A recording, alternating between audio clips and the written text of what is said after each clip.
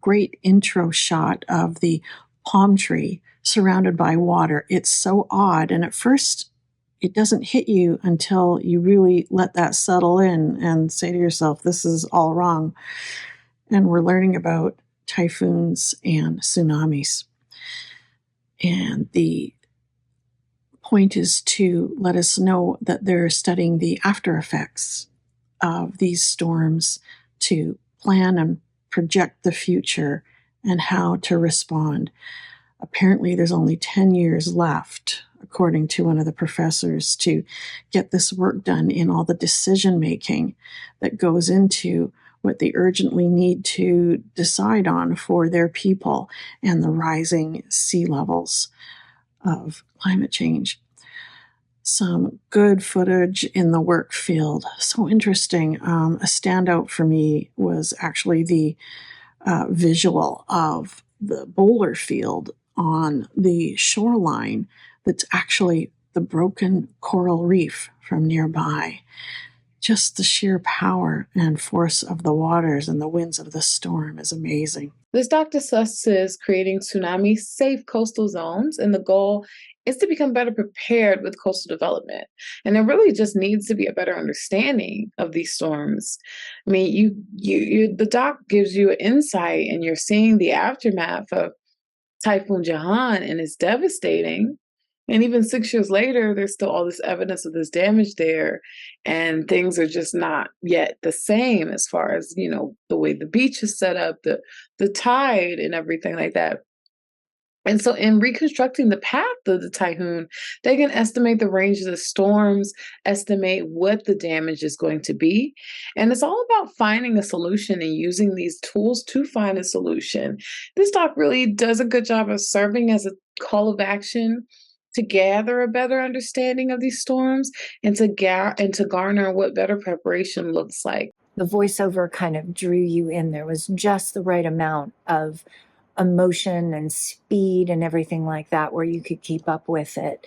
I liked how the filmmakers highlighted something that was so important, these devastating storms that were happening in this area and showing us the devastation after a tsunami had hit and the measures that people were taking scientifically and also physically to try to help keep and preserve this coastal area for another tsunami that is going to eventually end up coming along. Dealing with the fact that with each passing day, our environment is in more and more pressing danger because of the way we've been treating it. I believe this is very important for us to be aware of warning signs and learn more about our environment to potentially prevent further damage, also to save more lives, because knowledge is power, and the more unprepared we are, the more disastrous these disasters become. It was very interesting learning how a lot of this works and a lot of the methodology behind it. The problem of the climate change, and now climate change is especially affecting coastal communities in Asia.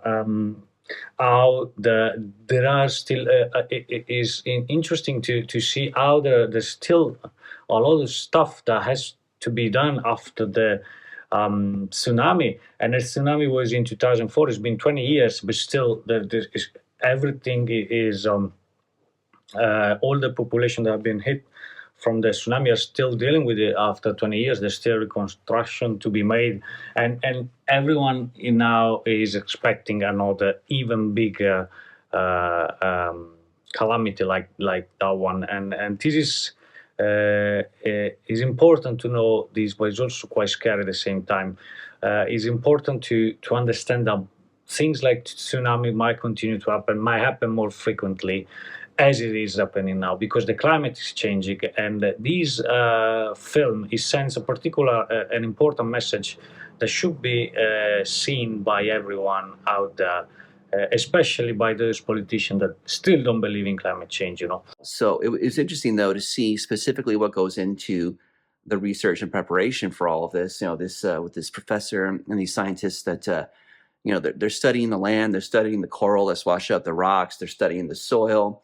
They're really doing like forensic detective work to try to figure out what happened before, what they can do to better prepare.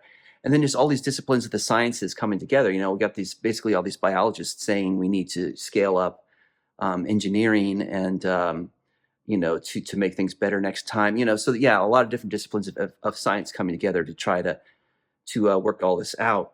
So, but this is a really wonderfully made film. It was beautifully shot, great footage. The interviews were conducted wonderfully. Everybody communicated. Everybody that was being interviewed communicated very, very well. Using their intelligence to try and figure out how to make homes sturdy or how to make the area safer for when typhoons happen. I mean, it's an area where they're probably going to happen again, but they're using science to figure out how it worked and how it doesn't and how to better prepare people, which is amazing because typhoons around the world are ones we don't really hear about a lot. We hear about when it happens and they're devastating, but then we quickly forget about them. Things like this show that not everybody does. That not everybody moves on. Things don't stay stagnant, which is absolutely amazing on these people because we need good people in the world still that will help people because natural disasters will always happen.